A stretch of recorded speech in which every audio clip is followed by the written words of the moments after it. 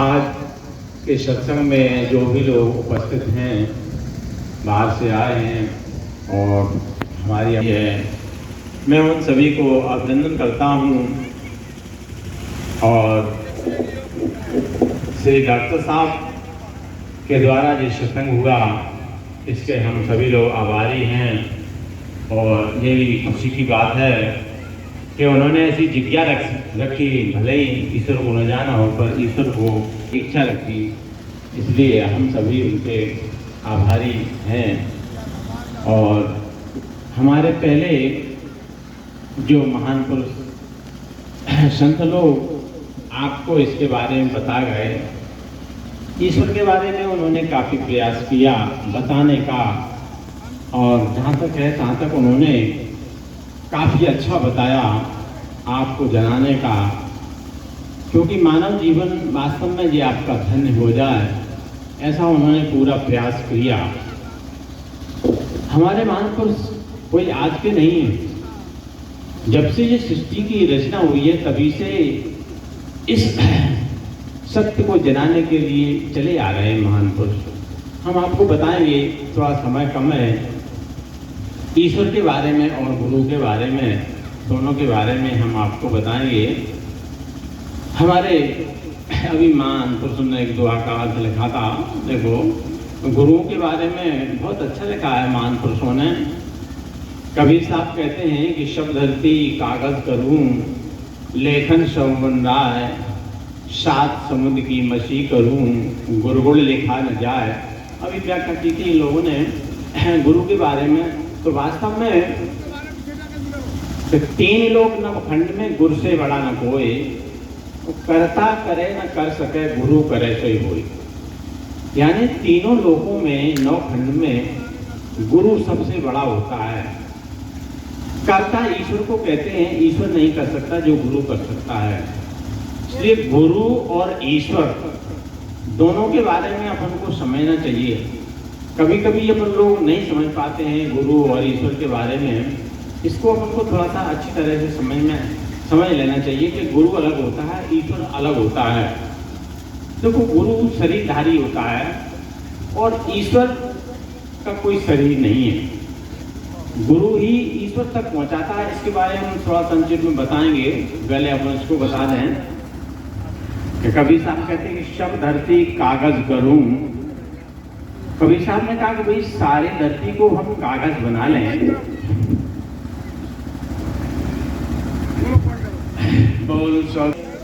देखो, कबीर साहब ने कहा है कि शब्द धरती कागज करूं, सारी धरती को हम कागज बना लें, लेखन सब बन रहा है, और जितने भी वृक्ष हैं उसको हम कलम बना लें, और सात समुद्र की मछी करूं, और सातों समुद्रों की हम स्याही बना लें, और अपने गुरु के गुणगान लिखना चाहें तो भी नहीं लिख सकते, ऐसा कबीर साहब कह रहे हैं। तो ये गुरु की महिमा वास्तव में अपार है।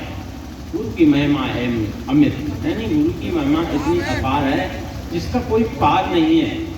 आर पार कहते नहीं, पार इसका कोई छोर नहीं है। क्योंकि क्यों नहीं है? इसलिए नहीं है कि यदि हमें गुरु प्राप्त नहीं होते तो हम परमात्मा को जाने नहीं सकते थे। तो गुरु ने ही हमें परमात्मा को जनाया। और सभी महान पुरुषों ने इसके बारे में काफ़ी व्याख्या की है, उन संक्षेप में बताएंगे। तो गुरु और ईश्वर दोनों अलग अलग होते हैं। देखो, अपन को एक बात समझना है।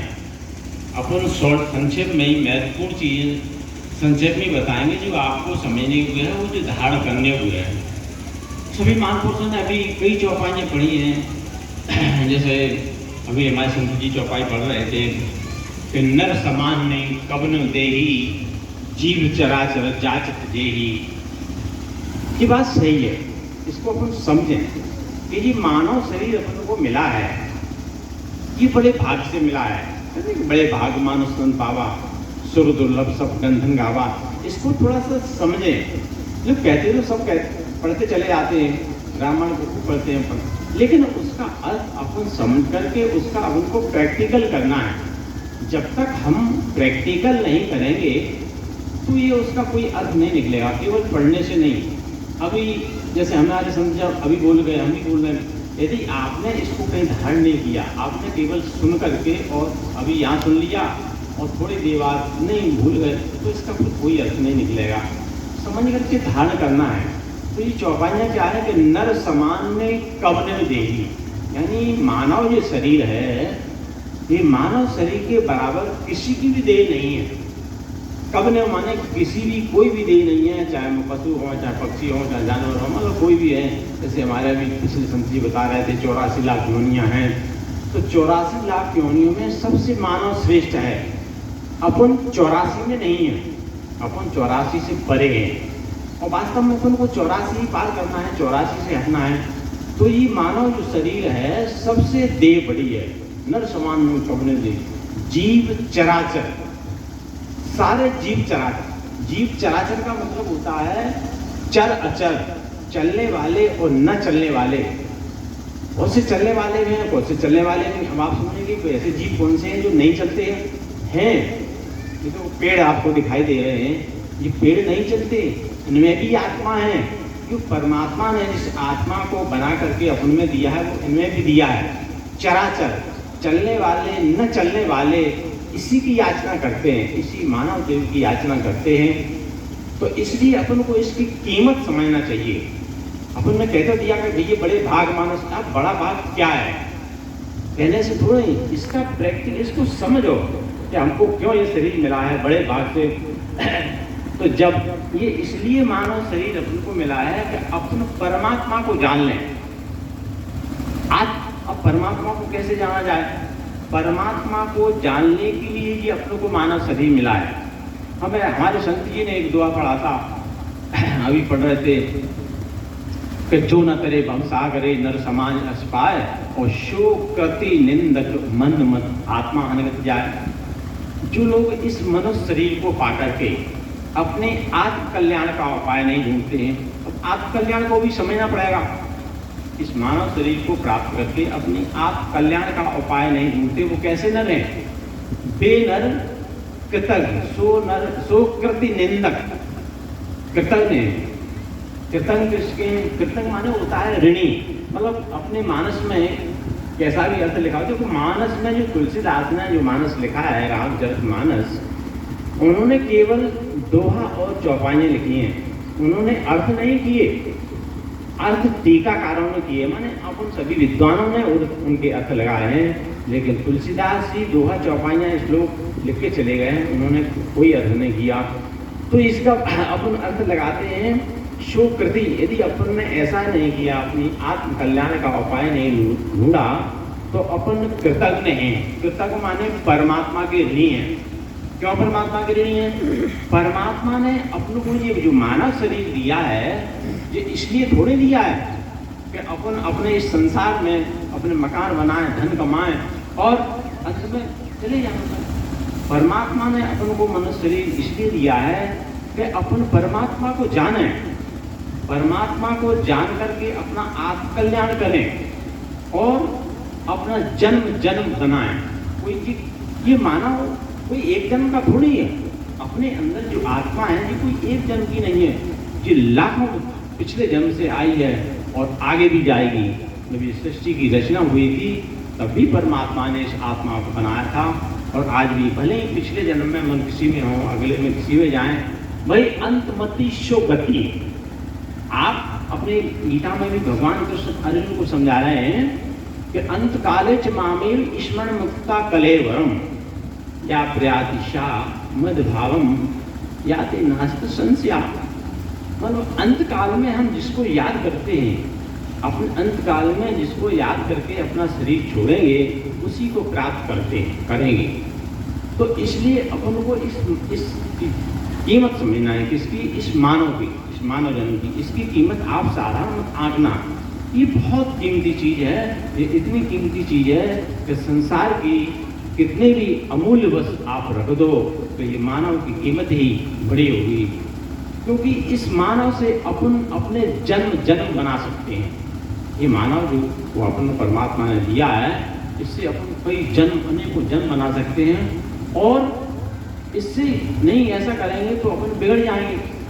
जैसे अपन ने दुआ पढ़ा कि सब धरती का, वो क्या नाम, एक हमारे संत जी एक दुआ पढ़ रहे थे कि ऐ तन बिस्की बेल दी गुरु अमृत की खान, और शीश दिए जो गुरु मिले तो भी सस्ता जान। अब कबीर साहब का मत आप समझिए और इधर तुलसीदास का भी मत समझिए। तुलसीदास जी कह रहे हैं कि बड़े भाग्य मानस तन पावा, यानी सुर धन नहीं, ये मानव शरीर जो है ना अपने बड़े भाग से मिला है, अपन ने बहुत सत्कर्म किए, वही तो ये मानव शरीर मिला। और कबीर साहब क्या कह रहे हैं कि तन बिस्की बेली की शरीर बिस्की बेल है, जहर है। अब दोनों को कैसे किया जा सकता है? अपन लोग ऐसा लगाएं, कबीर साहब कह रहे तो ये शरीर जो है ना बिस्की बेल है, जहर है, बेकार है, खराब चीज है। और तुलसीदास कह रहे हैं कि बड़े भाग मानस तन पावा। ये दोनों विद्वान यानी दोनों संत अपनी अपनी जगह दोनों सही बोल रहे हैं। अब सही कैसे बोल रहे हैं जी, आपको समझना होगा। सही ऐसे बोल रहे हैं कि तुलसीदास जी इसलिए कह रहे हैं कि बड़े भाग मानस तन पावा कि अपन इस मानव जन्म को प्राप्त करके अपना आत्म कल्याण कर लेंगे। आत्म कल्याण करके अपना जन्म जन्म अपने अच्छे हो जाएंगे, जन्म जन्म अपने अच्छे व्यतीत कर सकते हैं। और कबीर साहब इसलिए कह रहे हैं कि ऐ बिस्की बेली गुरु अमृत की खान, यदि तुमने कभी ईश्वर को नहीं जाना तो ये तुम्हारा शरीर बिस्की बेल बनेगा, ये 84 में तुम्हें ले जाएगा। 84 लाख योनियां बहुत लंबी होती हैं, हमारे संत जी ने बताई थी उम्र, लेकिन इससे बहुत कई गुना अधिक है। हमारे गुरुजन बताते रहते थे, कभी आपने देवी देवताओं की पूजा की, जैसे हमारे संत जी क्या नाम, इन्होंने एक श्लोक पढ़ा था और भी लोगों ने श्लोक पढ़ा था, गीता में लिखा है कि यान्ति देवव्रता देवन्ति यान्ति पितृव्रता यान्ति पितृव्रता भूतानि यान्ति भूतेज्या यान्ति मध्या जिनोपमाम। मतलब जो हम देवताओं की पूजा करते हैं देवलोक को चले जाते हैं, और पितरों की पूजा करते हैं तो पितृलोक को चले जाते हैं, और भूतों की पूजा करते हैं तो उनको भूतलोक जाना पड़ता है। और कभी ईश्वर की पूजा, ईश्वर को जानेंगे तो अपन परम धाम को प्राप्त करते हैं। तो इसलिए अपन को ये चीज़ें नहीं करना है। हम आपको यहाँ भी थोड़ा सा स्पष्टीकरण करते चलेंगे कि अपन को क्या करना है क्या नहीं करना है। तो अपन को ऐसा नहीं करना, क्योंकि गीता बोल रही है। अपने रामायण में संत तुलसीदास जी ने तो बहुत ज़्यादा लिख दिया है। हमारे संत जी एक उदाहरण दे रहे थे, वो थोड़ा सा स्पष्ट नहीं कर पाए थे। भरत जी जो है ना वहाँ से लौट के आए थे, तो हम आपको शॉर्ट में ही बता देते हैं कि भरत जी जो है कौशल्या जी ने मतलब ये प्रश्न कर दिया था कि आप ये बताओ कि हमारे पुत्र को जो 14 वर्ष का वनवास दिया और उनको राजगद्दी दी गई, इसमें क्या तुम्हारी मनसा थी? तो भरत जैसा धर्मात्मा, भरत जैसा त्यागी जो आज भी उसका नाम चलता है कि जो न होए जब जन्म भरत को सकल धर्म धनी धर्म भरत को, यदि भरत का इसमें जन्म न होता तो संसार के सारे धर्मों की दूरी को कौन धारण करता। ऐसे भरत पर कितना लांछन लग रहा है, मतलब कितना ज़्यादा दोष लग रहा है। तो भरत कहते अपन आलाम में गाते हैं कि नीचे का दम नीचे रहेगा ऊपर रहेगा राम उठाए, कोई अच्छा संकट पड़ जाए तो ऐसी स्थिति उत्पन्न होती है। ऐसी भरत को स्थिति उत्पन्न हो गई। तो समय भरत जी ने जो विचार किया कि माँ को हमने यदि संतुष्ट नहीं किया तो माँ के दिमाग में क्या रहेगा, इनके दिमाग में रहेगा। उन्हें ये काफ़ी पाप गिनाए थे, काफ़ी तुलसीदास ने चौपाई लिखी, शॉर्ट में ही आपको बता रहे हैं कि जे अगमात पिता मारे गाय घूट मैं सुरपुर जाए, जे अवतीय बालक पद कीने नीत मही महार दीने, ते पातक मोए देव बुधाता जो है होए मोर मत माता। कि इन पुत्र को मारने से, माता पिता को मारने से, और राजा को जहर देने से, मित्र को जहर देने से, गाय को गौशाला जलाने से जो भी पातक हों तो मुझे अभी तत्काल लगे। ये भरत जी कह रहे हैं। तुलसीदास के रामायण में आप देख लेना, उसमें लिखा है तुम तक पातक मोय देव बुधाता। तो तब भी माँ संतुष्ट नहीं हुई, सारे पापों को उन्होंने गिना करके माँ संतुष्ट नहीं हुई। तब अंत में उन्होंने कहा कि जे परे हरि हरि हरि भजन भजन भूत घनघोर, इनकी गति देव मोय जो जननी मत मोर। ये भरत जी ने कहा कि हे माते, जो लोग परमात्मा को भजन को त्याग करके जो लोग भूत प्रेतों की पूजा करते हैं, जो परमात्मा जो उनको दंड देता है वो दंड मुझे अभी मिले। तो अब आप ये खुद अर्थ लगा सकते हैं कि इन लोगों की पूजा करने का क्या परिणाम होता है। इसलिए आप लोगों को ऐसा नहीं करना है, नहीं आपको ये जन्म जन्म आपके बिगड़ जाएंगे। हमारे गुरु महाराज जी कहा करते थे, कहीं आपने ऐसा भूत प्रेतों की पूजा कर ली तो आपको 2 कल्प तक प्रेत योनों में रहना पड़ेगा। एक कल्प मालूम है आपको कितने का होता है? एक कल्प 4 युग का होता है, सतयुग, त्रेता, द्वापर, कलयुग। 4 युग का एक कल्प होता है। ऐसे कल्प जो है ना 2 कल्पों तक आपको प्रेत योनि में रहना पड़ेगा। प्रेत योनि का मतलब होता है वहाँ आपको न कोई परिवार मिलेगा, न कोई भोजन मिलेगा, न कोई दोस्त मिलेगा, कुछ नहीं मिलेगा। ये जो है ना 3 तत्व में पड़े रहते हैं, असंख्य वर्षों तक पड़े रहते हैं। फिर उसमें सिवाय परेशानी के अलावा आपको भी कोई ऐसा, थोड़ी देर विचार करें, आपको कोई अकेला छोड़ दिया जाए तो 10-20 मतलब 100-200 किलोमीटर के आड़े तिरछे में कोई आदमी ना हो तो आपके साथ क्या गुजरेगा? ऐसे ही इनके साथ गुजरता है ना। तो इस तरह से अपने को ये नहीं करना है, ये आपको शुभ विचार करना है, ये आपको नहीं करना है। तो अपन उसी दुए पे चलते हैं जो शुभ कृति, जो अपन को ये मतलब कह रहे हैं, भगवान राम ने कहा है कि शुभ ऐसे मनुष्य जो इस शरीर को प्राप्त करके अपनी आत्म कल्याण का उपाय नहीं ढूंढते हैं, वो नर कैसे हैं? कृति कृतज्ञ हैं, परमात्मा के ऋणी हैं। परमात्मा आपको जो शरीर देने वाला नहीं है, कभी आपने परमात्मा को नहीं जाना तो परमात्मा ने जो शरीर दिया है ये बड़ा महत्वपूर्ण है, और ये आपको ब्याज से शायद वसूल करेगा। कभी आपने ईश्वर को नहीं जाना तो ब्याज वसूल करेगा कि हमने जो महत्वपूर्ण चीज दी थी आपको, उसका आपने क्या उपयोग किया। तो यही शुभ कृति निंदक वो नहीं करेंगे तो आप निंदा के पात्र बनेंगे। और मंदमत माने आप मूर्ख हैं और आत्मा हनगद्याय और आत्महत्यारे हो जाएंगे। इसलिए आपको ये नहीं करना है। तो ये आप स्वतः समझेंगे कि अपन को परमात्मा को जानने के लिए दे मिली है। अब परमात्मा को कैसे जाना जाए, ये बड़ा झंझट पड़ा हुआ है। परमात्मा को जानने का बड़ा झंझट है, क्योंकि कई पंथ बने बन गए हैं। कोई अपने कह रहा है कि भाई मंत्र का जाप करिए, कोई देवताओं को बता रहा है, मतलब अनेक पंथ जाना। जबकि जब सृष्टि की रचना हुई थी तब एक ही पंथ था, एक भाई ईश्वर एक है। हमारे अभी संत उन्होंने आपने चौपाइयाँ सुनी होंगी, पढ़ी होंगी। संत तुलसीदास जी क्या कह रहे हैं कि व्यापक एक ब्रह्म अविनाशी। ये ईश्वर एक है, वो व्यापक है, तो फिर अनेक कहाँ से हो जाएंगे? फिर अनेक पंथ जी कहाँ से हो गए? व्यापक एक, ब्रह्म अविनाशी। परमात्मा एक है, व्यापक है, वो ब्रह्म है, वो अविनाशी है। सत चेतन, वही सत्य, सत चेतन घन आनंद राशि, वो सत्य है, वो चेतन है और वही आनंद देने वाला है। जब परमात्मा एक है तो उनके रास्ता अनेक कहाँ से हो गए? परमात्मा एक है, एक ही उसका रास्ता है, अनेक रास्ता नहीं है। तो उस रास्ते को अपन को जानना है।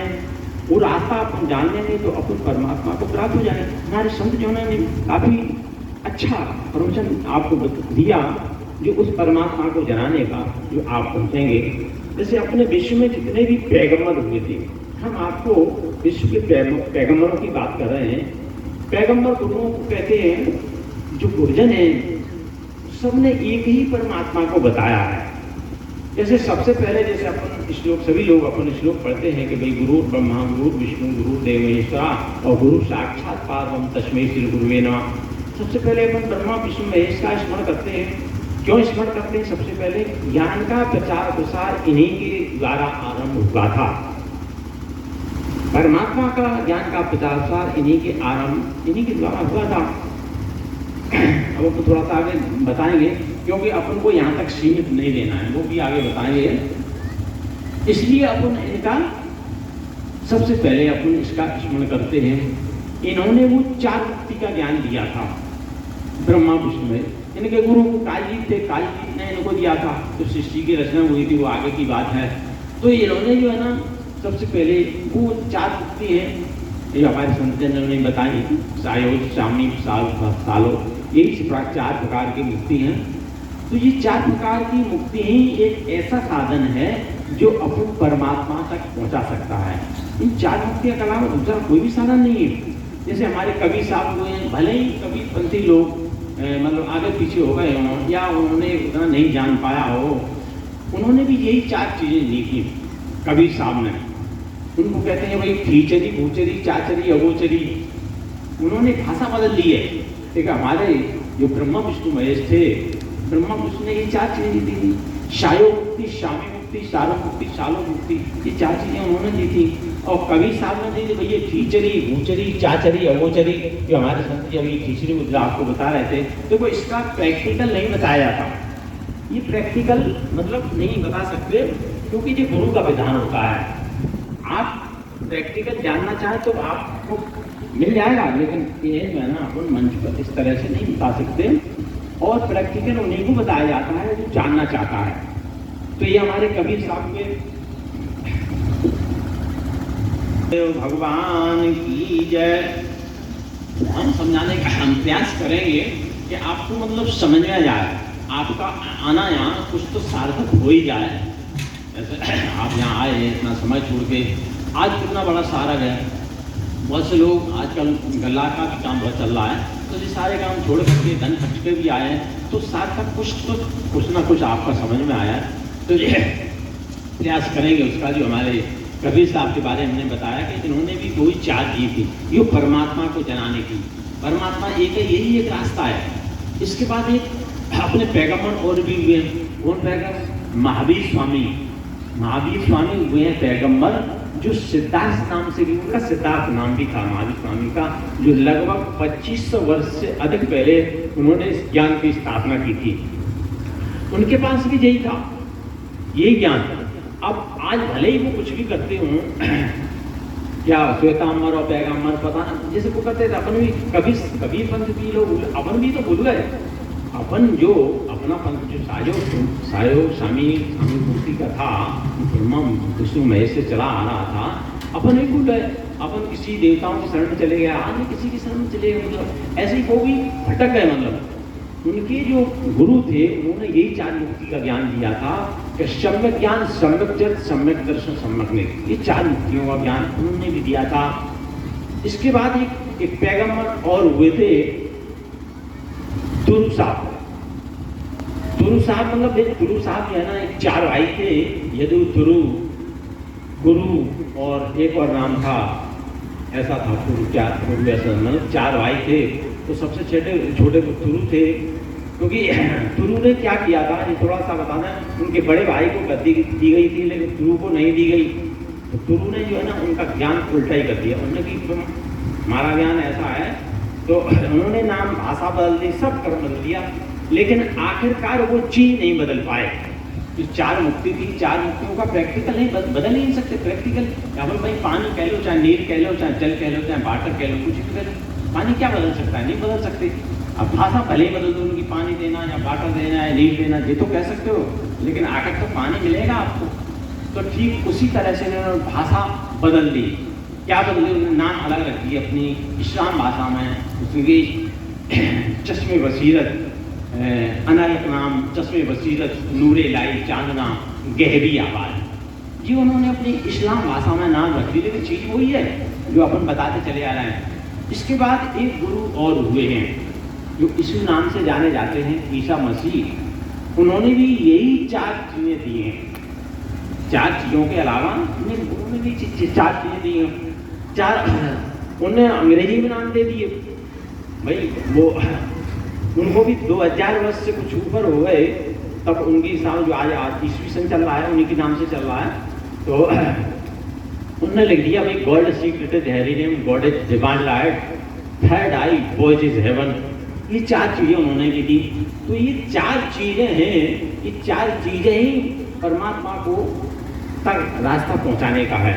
इनके अलावा दूसरा कोई रास्ता नहीं है। परमात्मा एक है, एक ही उसका रास्ता है, दूसरा कोई रास्ता नहीं है। अपने भले ही कितने भी पंथ बन गए हों, लेकिन अपन को रास्ता तो एक ही। अगर ये रास्ता से अपन भटक गए तो अपन को परमात्मा का रास्ता नहीं मिलेगा और परमात्मा नहीं मिलेगा। परमात्मा अपन कुछ लोग आजकल बता रहे हैं, बाहर बता रहे हैं, परमात्मा बहुत नजदीक भी है और बहुत दूर है। यदि अपने परमात्मा को नहीं जाना तो परमात्मा बहुत दूर है।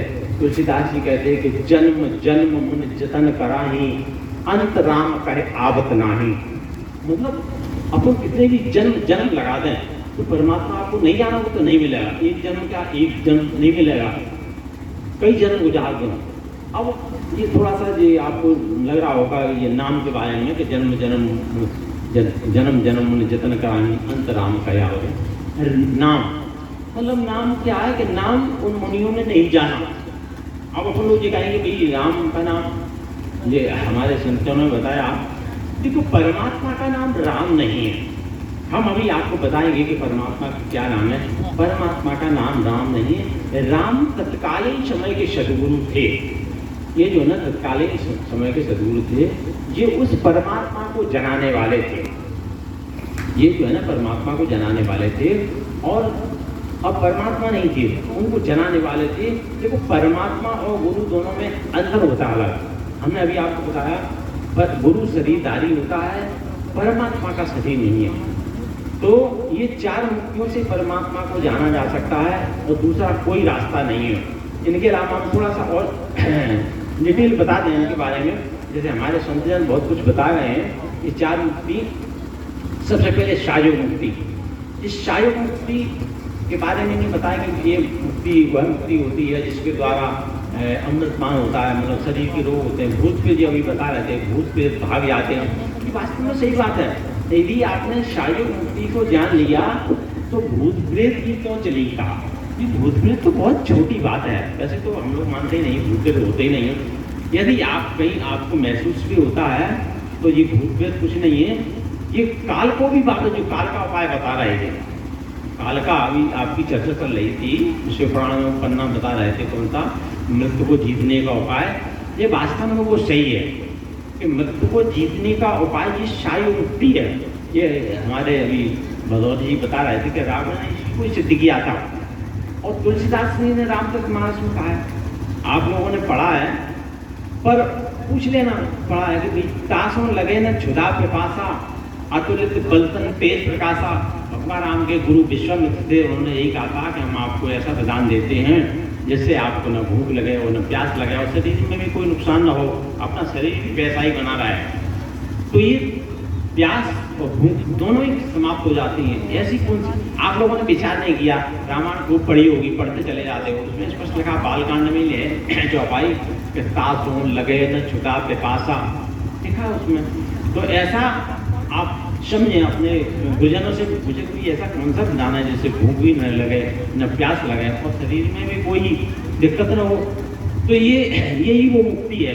ये मृत्यु पर विजय पाने का इसके अलावा दूसरा कोई भी साधन नहीं है, ऐसा पुराण में लिखा है। वो जी शामी मुक्ति, शामी मुक्ति के बारे में वो परमात्मा का अविनाशी नाम जाना जाता है। अविनाशी, अविनाशी माने जिसका कभी नाश ना हो। वो नाम जिसका आदि है न अंत है, वो निरंतर है। वो स्वामी जी ने लिखा है क्या कि जीवन मुक्त महामन जीव, हर गुण सुनय निरंतर देव। अब यहाँ थोड़ा सा विचार करने का विषय बनेगा कि वो लोग जीते जी मुक्त हैं जिन्होंने ईश्वर का निरंतर नाम सुना है। परमात्मा का नाम निरंतर, निरंतर माने लगातार। परमात्मा के नाम में कोई अंतर नहीं पड़ता, वो परमात्मा का नाम लगातार, उसको अपन को समझना पड़ेगा।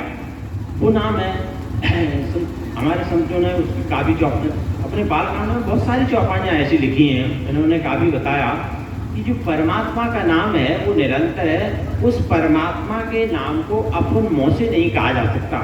इन लोगों ने बताया अभी कि नाम रूप द्वय ईश उपाधि, अकथ अनान सुशामी शादी। परमात्मा का नाम रूप, ये दो उपाधियाँ हैं परमात्मा की। कौन कौन सी? एक रूप रूपी ईश्वर होता है और एक नाम रूपी ईश्वर होता है। जो नाम रूपी ईश्वर जो परमात्मा का है, वो परमात्मा का नाम अकथ है। अकथ का अर्थ जिसको हम कह ही नहीं सकते हैं, परमात्मा के नाम को नहीं कहा जा सकता। अपन इस मुँह से परमात्मा का नाम नहीं लिया जा सकता। और हमारे कई संत जनों ने कबीर साहब की भी बात की थी कि श्वास श्वास हर भजो वृथा श्वास जिनको। यानी श्वास के द्वारा वो परमात्मा का नाम जाना जाता है। संत जी ने मैं बताया था कि परमात्मा के नाम को इस मुंह से नहीं लिया जा सकता, तो फिर लिया कैसे जा सकता है, ये भी एक विषय है, इसको भी आप थोड़ा सा समझें। अपने अंदर 4 वाणियां होती हैं, अपने अंदर 4 वाणियां हैं, वैखरी, पश्चंती, मध्यमा और परा। ये 4 प्रकार की वाणियां होती हैं। इन 4 वाणियों में 3 प्रकार की वाणियां ऐसी हैं जिनमें परमात्मा के नाम को नहीं लिया जा सकता। चौथी वाणी परावाणी है, उस परावाणी से परमात्मा के नाम का स्मरण किया जाता है। अब इसके बारे में थोड़ा सा डिटेल अपन समझ लें। वैखरी, जैसे वैखरी वाणी होती है जिसको हम बोल रहे हैं, सबको बता रहे हैं, ये वैखरी वाणी जिससे परमात्मा का नाम नहीं लिया जा सकता। परमात्मा के बारे में बता जरूर देंगे, लेकिन परमात्मा का नाम लेना चाहे नहीं ले सकते, क्योंकि तुलसीदास जी भी कह रहे थे अकथ का अर्थ आप लोग समझ रहे होंगे, पढ़े लिखे हो सभी, जिसका अपन कथन ना कर सकें, जिसको कह ना सकें उसको अकथ कहते हैं। तो इस वैखरी वाणी से परमात्मा के नाम का स्मरण नहीं किया जा सकता, नहीं ले सकते। पश्चंती वाणी वह वाणी होती है जिसके अंदर अपने अंदर कुछ न कुछ विचार बनते हैं। आप सभी लोग आप बैठे होंगे, सबके अंदर कुछ न कुछ विचार बन रहे होंगे, इससे भी परमात्मा का नाम नहीं लिया जा सकता। वैखरी, पश्चंती, मध्यमा, तीसरी वाणी होती है मध्यमा। मध्यमा कहते हैं श्वास को, श्वास के अंदर एक परावाणी है, उस परावाणी से परमात्मा के नाम का स्मरण किया जाता है। तो वो परावाणी अपन को समझना होगी। परावाणी यदि अपन समझ लेंगे तो परमात्मा का नाम समझ में आ जाएगा, तभी हम इन चौपाइयों को लागू कर पाएंगे। तब तक लागू नहीं कर पाएंगे, खूब पढ़ते खूब रहे। तुलसीदास ने कहा है कि मंद महामन विषय व्याल के, मैं तथ कठिन पंख भाल के। अब यहाँ हम अपन एक चीज और स्पष्ट कर दें कि ये तुलसीदास जी कह रहे हैं कि मंत्र महामन विषय में कठिन, माने इस महामन से कठिन संकट मेटे जा सकते हैं। अभी हमारे किसी साथी ने पिछली बार बता दिया था कि भाई पिछले संस्कारों से जी अपने को ये जन्म मिलता है और पिछले संस्कारों को अपन को ये भोगना पड़ता है। ये भी बात सही है कि पिछले अपने संस्कार हैं, इस संस्कारों से अपने को जन्म मिलता है। अब ये नहीं है कि मतलब जो पिछले संस्कार है उतना ही, भाई जैसे किसी ने कह दिया आपसे कि भाई आपके संस्कारों में जो लिखा है या आपकी जो किस्मत में लिखा है वही मिलेगा, उतना ही होगा, उससे ज़्यादा ना होगा ना कम होगा।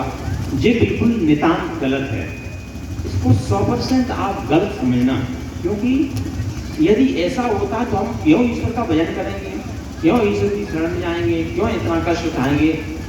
नहीं, अपन अपने संस्कारों को मेटा जा सकता है।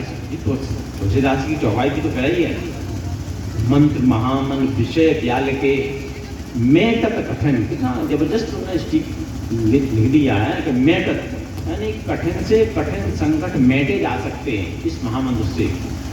तो अपन जब उस महामंत्र को जानेंगे तो ही मिटेंगे, उस पर चलेंगे, और नहीं तो वो एक चौपाई लिखी है वो भैया वही जो राम रच राखा, तो वो उसके बारे में भी लोग थोड़ा सा संदेह में पड़ जाते हैं। तुलसीदास कह रहे हैं कि लिख रहे हैं कि भैया वही जो राम रच राखा, कोकर तर्क बढ़ावे साखा। इसके बारे में भी थोड़ा सा हम समझा दें। वो इसलिए लिखा है, ये सती जी को जब भ्रम हो गया था तो सती जी ने ये कहा है, शंकर जी ने कहा है, सती जी को जब भ्रम हुआ था, शंकर जी ने वो राम का कर दिया था, राम को उन्होंने प्रणाम किया तो शंकर जी सती जी को बहुत भ्रम हुआ, उन्हें कि छोटे बालक को कैसे प्रणाम कर रहे हैं, और शंकर जगत बंध जगदीशा सुर नर मन सब नावे ईशा। ये शंकर जी को जाने, शंकर जगत के गुरु हैं, और यही जो है ना इस छोटे से बालक को प्रणाम कर रहे हैं। वही उन्होंने शंकर जी ने कहा, जय सच्चिदानंद जग पावन अस पे चले मनोज ने सावन, उन्होंने की जय सच्चिदानंद कह दिया। तो सती जी को भ्रम हो गया। वहाँ भी सती जी ने दोहा कहा है, आप लोग ये अच्छा समझ में आया कि ब्रह्म जो व्यापक विरज अज अकल अनी अभेद, वो शोक दे जल होए नर जाय न जानती। ये सती जी ने कहा कि परमात्मा तो वो अलग है, मतलब परमात्मा अलग है। कौन सा? तो ब्रह्म जो व्यापक, परमात्मा तो ब्रह्म है, वो व्यापक है, ब्रह्म व्यापक, विरज, विरज माने वो सभी से अलग है, परमात्मा सभी से अलग है। देखो एक बात यहाँ भी है, अभी हमारे किसी साथी ने कह दिया ना कि परमात्मा अपने शरीर के अंदर है, शरीर के अंदर नहीं है। इस शरीर के माध्यम से अपन परमात्मा को जानते हैं। हमारे अंदर ये आत्मा है, आत्मा के माध्यम से अपन परमात्मा को जानते हैं। आत्मा और परमात्मा दोनों अलग अलग हैं। और अब यहाँ एक बात और भी आ जाती है कि यदि हमारे अंदर ईश्वर होता, लोग कहते हैं सबके अंदर तो बसा हुआ है, यदि हमारे अंदर ईश्वर होता तो हम तो ईश्वर को जान लेते, हम सबको जना देते। और हम फिर चोरी क्यों करते, हम क्यों गलत काम करते, मतलब अपने आप हट जाएगा। यदि ईश्वर होता तो डांट लेता नहीं। परमात्मा ने सारी शक्ति दे दी है आपको, परमात्मा ने ये मानव शरीर दे करके आपको सारी शक्ति सौंप दी है कि आप जो चाहें, आपको स्वतंत्र कर दिया है, जो चाहें आप कर सकते हो। तो इसलिए उन्होंने लिखा है कि विरज शोक दे दर होए नर, परमात्मा ब्रह्म जो व्यापक विरज अज, मतलब वो सभी से विरक्त है परमात्मा। अज माने परमात्मा अजन्मा है, परमात्मा का कभी जन्म नहीं होता, परमात्मा का कोई शरीर नहीं है, तो जन्म का हमारे संत जी भी बहुत सारी चौपाइयाँ पढ़ रहे थे कि बिन बच्चर काना करवेदाना, वो उस ईश्वर के बारे में है। तो परमात्मा का कोई शरीर नहीं है, वो परमात्मा अजन्मा है। अज विरज अज अकल अनेय अभेद, अकल माने उसका कोई शरीर नहीं है परमात्मा का, अनेय माने उसकी कोई इच्छा नहीं है, परमात्मा की कोई इच्छा नहीं है। भाई आप जो करेंगे वही होगा, आपको स्वतंत्र कर दिया है। भाई है ना, को न कहो सुख दुख कर दाता, निज कर्म भोग सुन राता, कोई किसी के सुख दुख का साथी नहीं, जो अपन कर्म करेंगे उसी का परिणाम मिलेगा। तो आपको स्वतंत्र कर दिया है। अकल अनेय, अगर वो इच्छा रहे थे तो आगे लिखा है, जो आगे ये लिखा है तो वो थोड़ा सा समझने हो गए। शोक देकर होए नर, जाए न जानत वेद, वो परमात्मा कभी देह धारण नहीं करता, इसको वेद भी नहीं जानते हैं। तो ये अपनों को समझना पड़ेगा। तो ये चौपाई आपको जब ये उन्होंने सती जी कहा तो संगत जी सती को ये भ्रम हो गया था कि ये छोटे से बालक को ये प्रणाम कर रहे हैं, तो जी हम तो इनको ही सब जान रहे थे। तो तब उनको भ्रम हुआ था। तो शंकर जी ने तो बहुत बताया उन लोगों को, तुम वहाँ मत जाओ, काफ़ी मना किया, आने लंबी प्रोट में बता रहे हैं। तो उन्होंने मना कर दिया कि तुमको वहाँ जाने की जरूरत नहीं है। तो उन्होंने काफ़ी जो है ना हट करके वहाँ चली गई थी। तो शंकर जी ने बहुत बात समझाया, तब काफ़ी समझा करके वो हताश हो गए शंकर जी। उन्होंने कही अब ये मेरी बात किसी भी कीमत पर नहीं मानने वाली हैं। तो तब उन्होंने कहा है कि भाई वही है वही जो राम रक्षा का, भाई तभी होगा जो आपके साथ। अब अपन लोग समझाने वाले हैं, बताने वाले हैं, यदि आप नहीं मानेंगे तो जो आपके संस्कारों में लिखा है वो होगा, और मान जाओगे तो बदल जाएगा। भाई आप मानोगे तो ही तो बदलेगा, नहीं मानोगे तो नहीं बदलेगा। तो इस तरह से अपन को उस नाम को जानना है। अगर नाम को जानेंगे तो ही बदला जाएगा, नहीं बदला जाएगा। तभी अपने संस्कार बदल सकते। जैसे हमारे कोई संत जी वो उसकी वेद की बात कर रहे हैं कि वेदों में अनेक प्रकार की यज्ञ ठहराई गई हैं, तो सब यज्ञों को त्याग कर तू आत्मज्ञानी यज्ञ कर, मैं तुम्हारे कर्मों को जला करके ऐसे राख कर दूंगा जैसे अग्नि लकड़ी को राख कर देती है। तो हमें वो आत्मज्ञानी यज्ञ जानना होगा, आत्मज्ञानी यज्ञ करना होगा, तभी अपन अपने संस्कारों को हटा सकते हैं, संस्कारों को बदल सकते हैं। इसके बारे में खूब लिखा है, ऐसा नहीं है कि अपने संस्कारों को ना बदला जा सके। हमारे चौथे अध्याय में गीता में लिखा है, 37वां श्लोक है, उसमें लिखा है यथे दानसी अग्नो शमदी भस्म सात पुरतो तथा। मतलब भगवान कृष्ण अर्जुन को समझा रहे हैं कि यथे दानसी शमदो अग्नि भस्म सात पुरतो तथा ज्ञानानि सर्व कर्माणि भस्म सात पुरतो अर्जुना। मतलब ज्ञान की अग्नि, जैसे वो क्या कह रहे हैं कि जैसे प्रज्वलित अग्नि ईंधन को जला करके राख कर देती है। अग्नि कोई ईंधन बहुत सारा इकट्ठा कर दे जाए, अग्नि जला तो राख हो जाएगी। ऐसे ही अपन यदि ज्ञान की अग्नि जलाएंगे तो जरूर अपने पुराने संस्कार नष्ट हो जाएंगे। तो इसलिए वो अपन को ज्ञान की अग्नि को समझना होगा। ज्ञान नहीं समझेंगे तो ये संस्कार बदलने वाले नहीं हैं। तो ज्ञान बहुत जरूरी है, तो इसको आपको समझना पड़ेगा। जी अपन जैसे अपन ने 2 मुक्ति बताई, तीसरी मुक्ति है सारू मुक्ति। सारू मुक्ति के द्वारा परमात्मा का साक्षात्कार होता है। अब यहाँ बहुत से हमारे हमारे यहाँ बहुत से लोग बैठे हुए हैं, साक्षात्कार माने परमात्मा के दर्शन, परमात्मा के दर्शन। अब अपन ये विचार करोगे परमात्मा के दर्शन हो जाएंगे फिर हमको क्या चाहिए, क्या मिलेगा, यानी हम फिर क्या यहीं बैठे रहेंगे, ऐसा नहीं। परमात्मा का साक्षात ये समझना पड़ेगा, परमात्मा का साक्षात्कार साधु मुक्ति के द्वारा होता है। अब अपन परमात्मा को समझें, परमात्मा को समझेंगे तभी, परमात्मा को समझें और वो रास्ता समझें साधु मुक्ति। अपने अंतर एक अंतर्दृष्टि है, ये परमात्मा के बारे में ये अभी हमारे सभी संतों ने बताया, अपने ऋग्वेद में भी लिखा है कि शब्द ब्रह्म भर्गो ज्योति एको ब्रह्म द्वितीय नास्ते। ईश्वर एक शब्द है, ज्योति स्वरूप है, ऐसी ज्योति जिसको न सूर्य प्रकाशित कर सके, न चांद, न बनावटी लाइट, वो सब में ही प्रकाशित है। हमारे संतों ने इसके बारे में बहुत बताया, लेकिन इस पर पहुंचने का, इसको जानने का क्या रास्ता है, वो हम सारू मुक्ति से उस पर अपन पहुंच सकते हैं। यदि आपको सारू मुक्ति का ज्ञान हो जाए तो अपन परमात्मा को जरूर जान लेंगे, और नहीं जानेंगे तो जैसे हमने बताया कि आपको जन्म जन्म व्यतीत हो जाएंगे तो भी नहीं जान पाओगे, और जब जान लेंगे तो बहुत जल्दी जान लेंगे। कबीर साहब कहते हैं कि भाई जोनो कोंदा कोंदे भाई और दोनों हंसा लोक में जाई, अपन जान लेंगे तो है जान सकते। जैसे अपने कहना सुखदेव जी थे, राजा परीक्षित को 7 दिन का श्राप मिला हुआ था। 7 दिन का जब उनको श्राप मिला था तो उस समय वो कहानी लंबी शॉर्ट में बताया थोड़ा सा संक्षेप में, इसके बारे में ईश्वर कितने मतलब शीघ्र जान सकते हैं अपन। जब 7 दिन का श्राप मिला हुआ था तो उन्होंने काफी 88,000 काफी देश के राजा बुलाए, सबसे पूछ रहे हैं भाई राजा परीक्षित को, भाई हमें ईश्वर को जाना, कोई नहीं जाना पा रहा, तो नारद मुनि आए, उन्हें कि भाई ईश्वर को जानना है तो नारद मुनि उनको सुखदेव मुनि को बुला लो।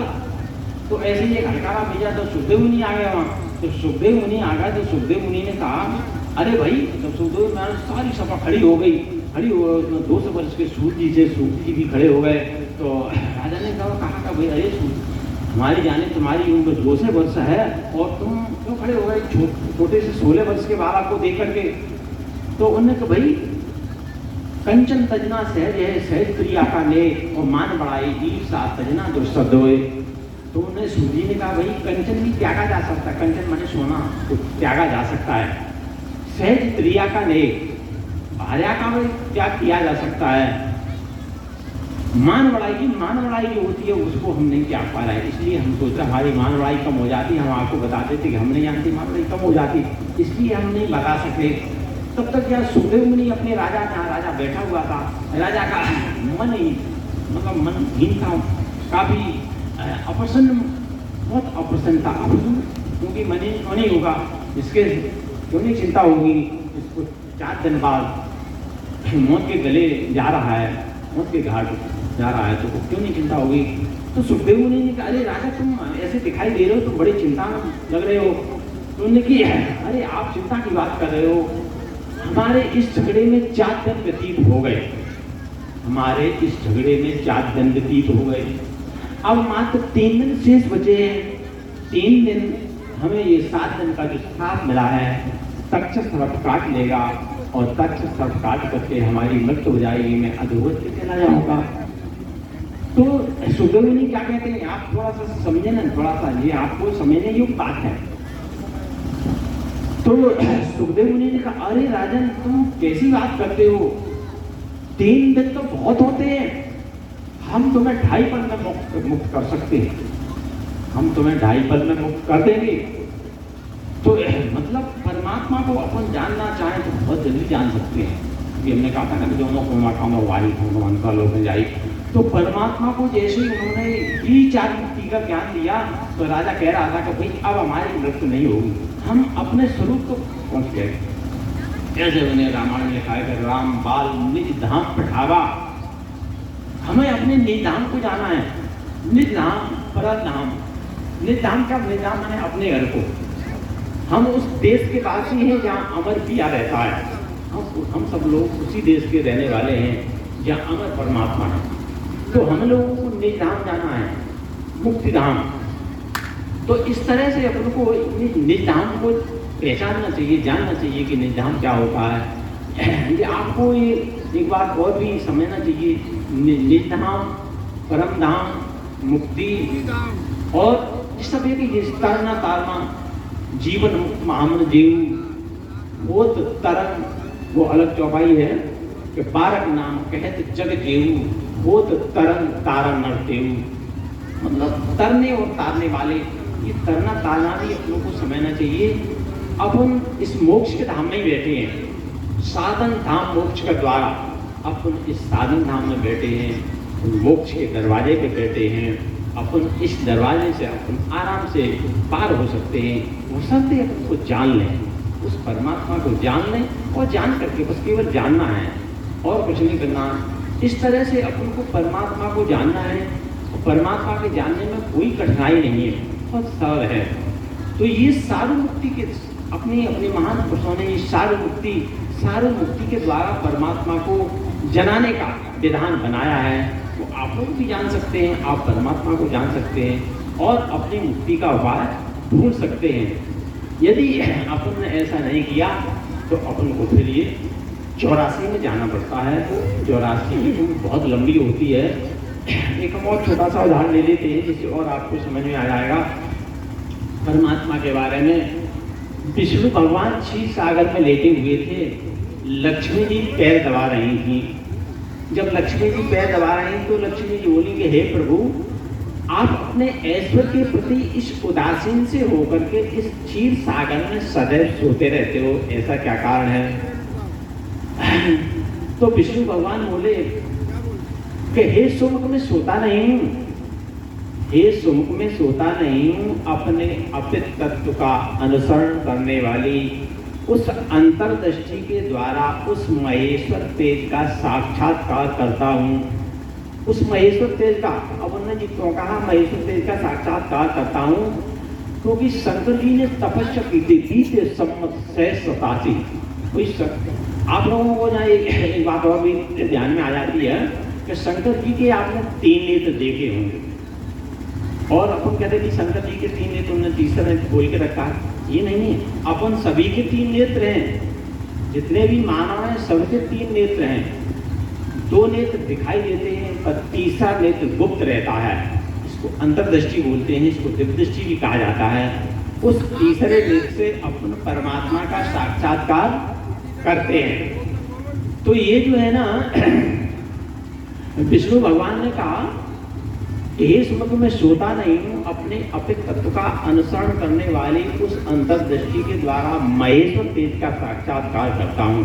महेश्वर तेज का, जिसका योगी जन, योगी मतलब जो अपन जैसे हमारे संजी बता रहे कि योग आत्मा और परमात्मा को मिलाने को योग कहते हैं। हमारे संत जी ने बहुत कुछ अच्छा बताया। तो ये इसी को योग कहा जाता है। तुलसीदास ने भी कहा है कि योग यगन कर प्रकट तब कर्म सुभाष बुलाए और बुद्ध सिरावे ज्ञान गत ममता मल जाए। तो ये इस तरह से योग करना पड़ेगा। इसको योगी जन अपनी पुष्टाक बुद्धि के द्वारा अंतःकरण में दर्शन करते हैं। अंतःकरण माने अपने अंदर अंतःकरण में दर्शन करते हैं, जिसे मीमांसक विद्वान, मीमांसक माने इच्छा रखने वाले, जिसे मीमांसक विद्वान वेदों का तत्व सार निश्चित करते हैं, वह परमात्मा। अब यहाँ एक बात ध्यान समझने योग्य है। विष्णु भगवान ने कहा वह परमात्मा, वह माने दूसरा। अब उनको और ये बात लगी तो वो तो ही समझ नहीं थी कि यही परमात्मा है, क्योंकि उन्होंने ईश्वर को नहीं जाना था। उन्होंने कहा वह परमात्मा एक अजर अमर अखंड आनंद का पुंज निरीय द्वैत रहित है। सारे जगत का जीवन इसी के अधीन है, मैं उसी का अनुभव करता रहता हूँ। इसलिए हे देवी तुम्हें नींद सा लेता प्रतीत हो रहा हूँ। जब लक्ष्मी जी ने उनकी बात सुनी तो उन्होंने कहा कि हे भगवान, आपकी बात सुनकर के मुझे बड़ा आश्चर्य हो रहा है, बड़ा कौतूहल हो रहा है, क्योंकि मैं तो आपको ही सब समर्थ ईश्वर जानती थी, लेकिन आपकी बातों से ये पता लगता है कि ईश्वर कोई भिन्न है, अलग है। क्या वो जानने योग्य है? उनकी अवश्य जानने योग्य है। उनकी आपने मुझे अभी तक उस ईश्वर के बारे में बोध नहीं कराया, उनकी आपने कोई ऐसी इच्छा जाहिर नहीं की, इसलिए हम नहीं करा सके। तो उन्होंने क्या वो जाना जा सकता है? अवश्य। तो वो अपने गुरु कालजीत पर ले गए। तो कालजीत पर ही उन्होंने यही 4 मुक्ति का ज्ञान दिया। शायोज मुक्ति, शामी मुक्ति, सारो मुक्ति, शालो मुक्ति। ये 4 मुक्तियों के ज्ञान से परमात्मा को जाना जा सकता है और ये अपन को जानना है। इसके अलावा दूसरा कोई भी ऐसा साधन नहीं है। चार मुक्तियों का अलावा ईश्वर एक है, आपको ये ध्यान करना चाहिए। ईश्वर एक है, एक ही उसका रास्ता है और उसी रास्ते से परमात्मा को जाना जा सकता है। और ये कल्प के आदि में भी एक ही रास्ता है। अपन क्यों रास्ता जो भिन्न भिन्न हो गए हैं, थोड़ा सा और समझ लें, भिन्न भिन्न इसलिए हो गए हैं, आप यहाँ इतने सभी लोग बैठे हैं, सबके विचार अलग अलग हैं। हम अपने सभी विचारों से अलग अलग चलते हैं। किसी को कोई मतलब किसी कोई हनुमान जी की पूजा करता है, कोई राम की, कोई कृष्ण की, कोई ईश्वर की, मतलब किसी को कुछ अच्छा लगता है, किसी को कुछ अच्छा लगता है, किसी को बताने में नहीं समझ में आता। तो इस तरह से परमात्मा ने आपको बनाकर के स्वतंत्र कर दिया है। आप जैसा चाहोगे वैसा ही आपको मिलेगा। तो जो आप करोगे वही आपको प्राप्त होगा। इस तरह से अपन को अपने आत्म कल्याण के लिए, अपने इस मानव जन को धन्य बनाने के लिए अपन को ये ईश्वर को चार मुक्तियों के माध्यम से जानना होगा। अन्यथा दूसरा कोई भी ऐसा साधन नहीं है जो अपन परमात्मा को जान सके। और हमने आपको थोड़ा सा डिटेल बताया। अब थोड़ा सा समय भी ज़्यादा हो रहा है,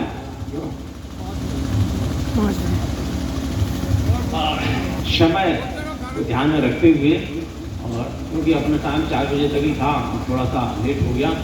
और आप लोगों को ईश्वर जानना चाहिए कि मानव जन्म अपन को परमात्मा ने इसलिए दिया है कि अपन अपनी आत्म कल्याण का करें। अन्यथा अपन ने ऐसा नहीं जाना तो अपन को 84 में जाना पड़ेगा। फिर का बरसा, जब खुशी सुखाने समय गए फिर का पछताने। फिर जब आपका अभी समय है, अभी आप जान सकते हैं, और समय निकलने के बाद फिर केवल पछताने के अलावा फिर दूसरा कुछ भी याद नहीं आएगा। और अब हम इसी के साथ अपनी वाणी को विराम देंगे और आगे के अपना जो कार्यक्रम आपको बता दें थोड़ा सा।